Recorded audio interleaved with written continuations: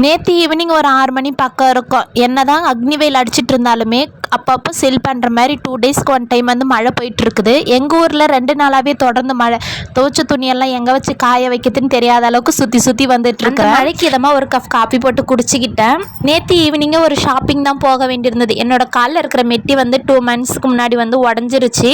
அதை வாங்குறதுக்காண்டி தான் கிளம்பிட்டு இருந்தோம். இப்போல்லாம் நகை ரேட்டு கேட்டாலே ரொம்ப பயமாக இருக்குது. நகைக்கு மேலே இருக்கிற ஆசையே போயிடும் போல்.